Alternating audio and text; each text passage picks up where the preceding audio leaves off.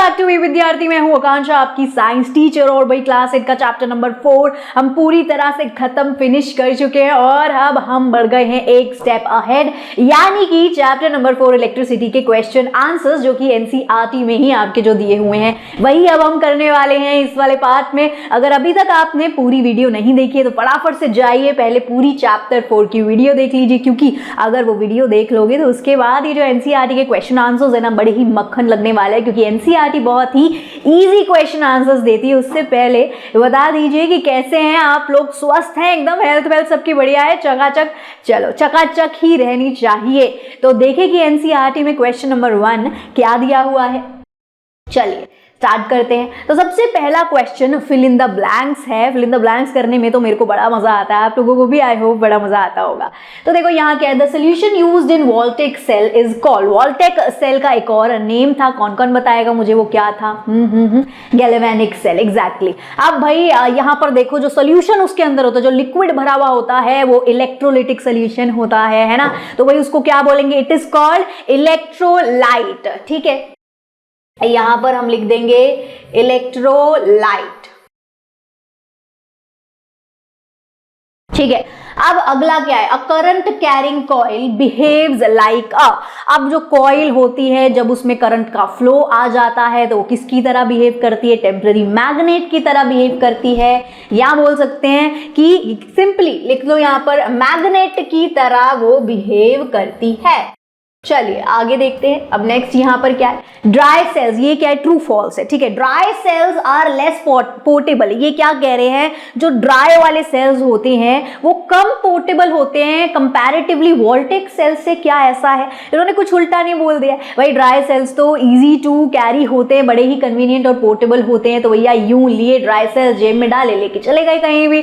तो यानी कि ये तो फॉल्स स्टेटमेंट हो गई। क्यों? क्योंकि उल्टी बात लिखी हुई है इसमें। अब नेक्स्ट है, coil becomes an electromagnet only when electric current flows through it। ये क्या बोल रहे हैं? एक जो कॉइल है, जब उसके अंदर करंट फ्लो करेगा सिर्फ तभी वो इलेक्ट्रोमैग्नेट की तरह बिहेव करती है। तो ये बिल्कुल सही स्टेटमेंट है, ट्रू स्टेटमेंट है।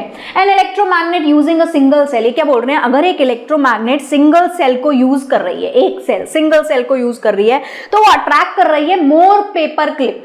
कंपैरेटिवली एक इलेक्ट्रोमैग्नेट, सेम इलेक्ट्रोमैग्नेट दो सेल्स के साथ कम पेपर क्लिप को अट्रैक्ट कर रही है। क्या ऐसा हो सकता है? उल्टा बोल दिया ये भी इन्होंने स्टेटमेंट है ना। दो बैटरी है तो भैया करंट का फ्लो ज्यादा होगा, तो यानी कि वो ज्यादा अट्रैक्शन शो करेगा और ज्यादा आयरन क्लिप्स दो सेल में आएंगे, है ना। जबकि जो एक सेल होगा कंपैरेटिवली उसके अंदर जो आयरन पेपर क्लिप्स है वो कम अट्रैक्ट होंगी, यानी ये भी स्टेटमेंट हो गई है फॉल्स, ऑपोजिट इन्होंने लिख दी है। अब आगे क्या है? यहां पर देखो, हमें ऑप्शन जो है करेक्ट चूज करना है कि जो निक्रोम वायर है उसके लिए क्या इन्होंने ये जो दो स्टेटमेंट बोली है दोनों सही है, एक सही है, 1 सही है, 2 सही है, कौन सी सही है? देखो, an electric current flows through a nichrome wire. Electric current जब फ्लो होता है निक्रोम वाली वायर में से फॉर अ शॉर्ट टाइम, थोड़ी ही समय के लिए, तो अब देखो दो ऑप्शन क्या है? The wire become warm, wire जो है थोड़ी सी वार्म हो जाती है। हाँ भाई हो जाती है, एक्सपेरिमेंट करके देखा था ये तो आपने। दूसरा क्या है? Magnetic compass place below the wire is deflected. जो मैग्नेटिक कंपास वायर के नीचे रखा हुआ होता है वो थोड़ा सा डिफ्लेक्ट करता है। क्या ऐसा है? हाँ ऐसा भी है, यानी ये दोनों ही स्टेटमेंट एकदम करेक्ट है। अब कौन सा ऑप्शन है? सी वाला ऑप्शन है जिसमें लिखा है कि बोथ स्टेटमेंट करेक्ट है, तो ऑप्शन सी मार्क कर लेंगे। चलिए आगे देखते हैं। अब फोर्थ यहां पर मैच द फॉलोइंग है। मैचिंग करने में तो मुझे बचपन से लेकर अब तक बड़ा मजा आता है। चलिए देखते हैं यहां क्या है। अब जो वोल्टेक सेल है इसके लिए इसमें से क्या स्टेटमेंट आपको बेस्ट सूटेड लग रही है? वोल्टेक सेल जो है best suited for electric heater, ये तो नहीं होने वाला। मैग्नेटिक इफेक्ट भी नहीं इसमें आएगा, हीटिंग इफेक्ट भी इसमें नहीं आएगा, यानी लास्ट ऑप्शन जो कि डी है यहां पर। ठीक है, डी ऑप्शन करेक्ट होगा वोल्टेक सेल के लिए, ये वाला। Generates electricity by chemical reaction, ये एकदम करेक्ट है। वोल्टेक सेल जो है उसमें इलेक्ट्रिसिटी जनरेट होती है। कैसे? उसके अंदर जो केमिकल रिएक्शन होता है उस लिक्विड और दो रॉड्स, मेटल रॉड्स के बीच में, उससे इलेक्ट्रिसिटी जनरेट होती है या प्रोड्यूस होती है। अब अगला क्या है? Electric iron. इलेक्ट्रिक आयरन जो है, अब देखो इसमें क्या है? वर्क्स ऑन मैग्नेटिक इफेक्ट नहीं, इलेक्ट्रिक आयरन जो हमारे घर में होती है वो वर्क करती है हीटिंग इफेक्ट पे, यानी कि सेकेंड का ऑप्शन हो गया सी। अब थर्ड है निक्रोम वायर। निक्रोम वायर जो है बेस्ट सूटेड होती है किसके लिए, इलेक्ट्रिक हीटर्स के लिए, है ना, क्योंकि ये बढ़िया हीटिंग इफेक्ट देगी और इलेक्ट्रिक हीटर्स हम अच्छा खासे टाइम के लिए जो है चलाते हैं। अब लास्ट है यहाँ पर इलेक्ट्रोमैग्नेट के लिए, तो फिर ये वाला हो गया कि भैया works on magnetic effect of electric current, यानी कि ऑप्शन नंबर बी। अब इसको मार्क कर लीजिए अपनी बुक में या स्क्रीनशॉट ले लीजिए, समझ आ गया सबको। चलिए आगे बढ़ते हैं। अब भाई दिक्कत समस्या परेशानी पढ़ाई लिखाई में अगर आपको आ रही है तो ई विद्यार्थी अब आपको दे रहा है फ्री मुफ्त डाउनलोड्स। तो आपको MCQ sample papers, question answers या फिर वीडियो या बुक का पीडीएफ चाहिए तो सब कुछ आप यहाँ पर ले सकते हो। साथ ही साथ काफी सारी प्रैक्टिस भी आप कर सकते हो। तो फटाफट से जाइए ई विद्यार्थी की वेबसाइट पर और ढूंढ लीजिए, डाउनलोड कर लीजिए जो भी आपको चाहिए। चलिए अब अगला क्वेश्चन देखते हैं आगे। क्वेश्चन नंबर 5 क्या है, nichrome wire is commonly used in electrical heating device because it.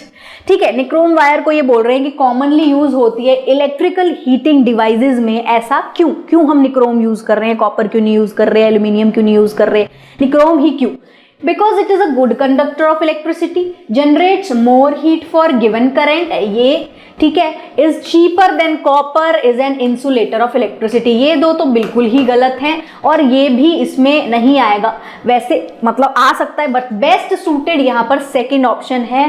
ये जनरेट करता है ज़्यादा हीट, जितना भी करंट दिया जाएगा वो जनरेट करेगा ज़्यादा हीट, इस वजह से निक्रोम को चूज किया जाता है। अब यहाँ पर क्या है, इलेक्ट्रिक हीटिंग डिवाइसेस जैसे कि इलेक्ट्रिक हीटर या स्टोव जो होता है वो कंसिडर करते हैं मोर कन्वीनियंट देन जो पहले के ज़माने के चूल्हा वूल्हा आते थे। उसके ऊपर मम्मी आपने देखा होगा घर में आपके क्या होते हैं, इलेक्ट्रिक हीटर्स होते हैं, स्टोव होते हैं इलेक्ट्रिक वाले, या फिर जो अपना गैस वगैरह होता है, ये सारी चीज़ें होती है। मतलब स्टोव मान लो, इस तरीके का जो है स्टोव या इलेक्ट्रिक हीटर हम घर में ज़्यादा यूज़ करते हैं कंपैरेटिवली जो ट्रेडिशनल हीटिंग मेथड थे, जैसे कि बर्निंग फायरवुड, चारकोल। मान लो कि हमें बहुत ज़्यादा ठंड लग रही है ना, बहुत ज़्यादा ठंड लग रही है तो ये इस तरीके की हीटर्स हम जो है अपने रूम वगैरह में रख लेते हैं, ना कि रूम में आग लगा के कोयला डाल के या फिर जो है लकड़ी वगैरह डाल के आग लगा के तो नहीं बैठते गर्म करने। मतलब कंपैरेटिवली हम ये ऑप्शन ज़्यादा अभी चूज़ कर रहे हैं। अब मोस्टली हर घर में जो है इलेक्ट्रिक हीटर्स देखने के लिए मिलते ही हैं, सर्दी के मौसम में सब लगा के बैठते हैं। तो ऐसा क्यों है, क्या वजह है कि भैया ये ज्यादा लोगों को कन्वीनियंट लग रहा है और लोग इसको कम यूज कर रहे हैं? तो ऐसा इसलिए है क्योंकि सबसे पहले जो इलेक्ट्रिक हीटिंग डिवाइसेस होते हैं वो मोर कन्वीनियंट और सेफर होते हैं सोसाइटी के लिए। क्यों होते हैं? क्योंकि they do not produce smoke, पहली चीज। अब भैया अगर कमरे में जो है आग लगा दोगे तो धुआं हो जाएगा, खुद ही दम घुट जाएगा बंदा ऊपर, है ना। वैसे इलेक्ट्रिक हीटर भी ज़्यादा देर रूम बंद करके नहीं चलाना चाहिए, वहाँ भी ऐसा ही सिनेरियो हो जाता है। बट स्टिल स्मोक तो और भी ज़्यादा हार्मफुल और ख़तरनाक चीज़ हो गई है ना। स्मोक प्रोड्यूस नहीं कर रहा है वो, पोल्यूशन भी नहीं होगा। बाहर एनवायरनमेंट में आग लगा रहे हैं, हम रोड पे बैठे हुए हैं, ऊपर मस्त धुआं जो है जाया जा रहा है, पोल्यूशन फैला रहे हैं, तो वो चीज़ नहीं होगी। So they help keep the air clean, उससे हवा हमारी क्लीन रहेगी, साफ रहेगी और रिड्यूस हो जाएगा इंडोर एयर पोल्यूशन भी। घर के अंदर भी नहीं होगा एयर पोल्यूशन, बाहर भी नहीं होगा।